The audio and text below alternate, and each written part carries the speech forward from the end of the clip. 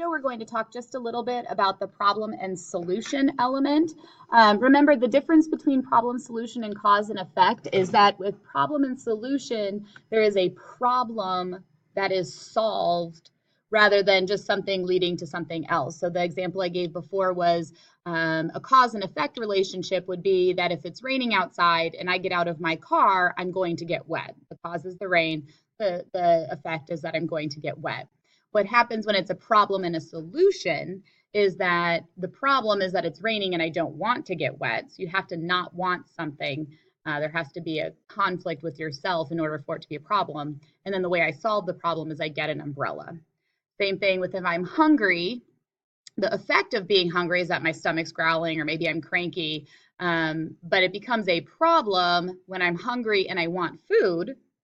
And so I solve the problem by going to cook something or going to my refrigerator or getting a granola bar or something along those lines.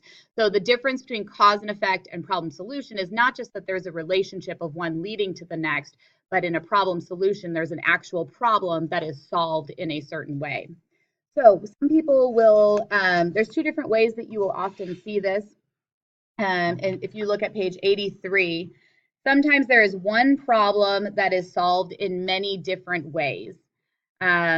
This would be like if the problem is the rain and I don't want to get wet, I may solve it by getting an umbrella. I may park closer to the door so I only get a little wet. I may pull my coat over my head, but the problem is still just the rain. Okay, and then other times you'll see that there are many problems and there's one solution. And I think the example that I gave over here is the fact that sometimes the problem is that students can't be in class on time and they don't get their homework done. And sometimes we make choices. And the solution to that is at lunch, we help you and we sit with you. So there's a problem that needs to be solved.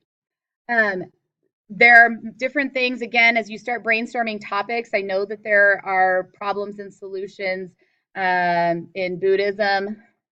There's a problem solution. Okay, that's not how you spell Buddhism. Relationship with Buddhism. There's also quite a few with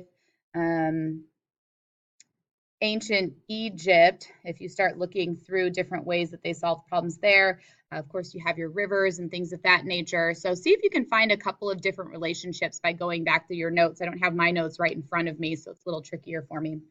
The different ways that you can do this is if you have one problem with lots of solutions, you can kind of organize it like this so that you can see how one element led to many.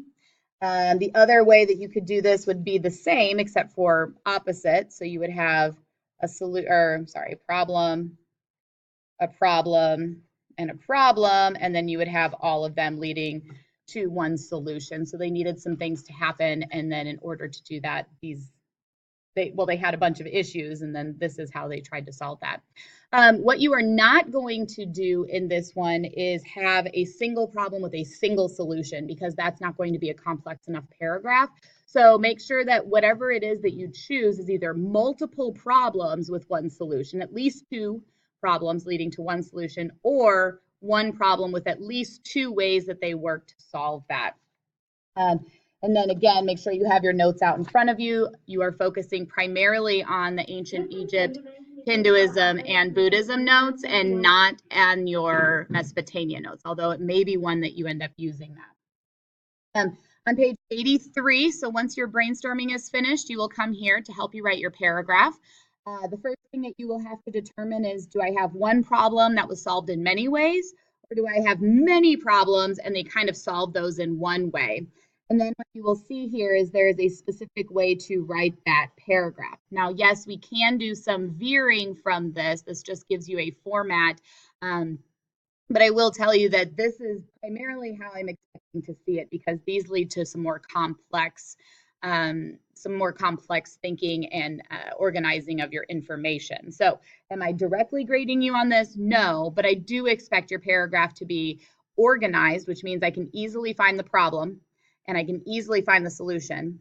And I expect you to explain why the problem is a problem. You can't just say the river is flooded. That doesn't explain why that's a problem. That's right now, that's just a cause leading to some other things. So you have to make sure that you explain why the thing you chose was an issue for whomever it is. The other piece of this is whenever you're writing these types of paragraphs, or really any paragraphs, make sure you use the language that you are expected to be using. So when we're talking problem and solution, if I don't use the word problem, I am leaving that up to the person who is grading me to determine if I named a problem. So just a random piece of advice as you move forward in any type of element or any type of grading situation, make sure you use the language. So I should see the word problem in your paragraph. This was a problem because you should see the word solution or solve or solving. They worked to solve this problem. They solved this by one way they worked to solve.